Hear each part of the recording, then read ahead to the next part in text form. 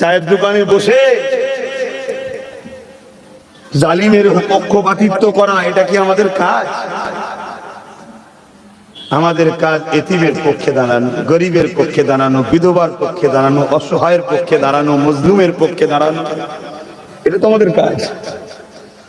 কিন্তু দুঃখের বিষয়, সেদিনও খরিদ্দাররা সাহাবাদেরকে কিনতে চেয়েছিল, পারেনি। আজকের খরিদ্দাররা আমাদের ছেলে দোকানে কিনে নিচ্ছে, কিন্তু কিনছে না, কিনছে।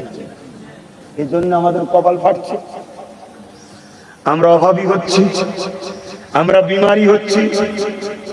500 টাকায়, 1000 টাকায় 5000, 10,000, 5 লাখে বিক্রি হচ্ছে ঠিকই, অপরদিকে কোটি কোটি আমারই পরিবার, মা বেটিদের ইজ্জত আবরু লুণ্ঠন হচ্ছে, আমরা দেখছি, কিছু করতে পারছি না।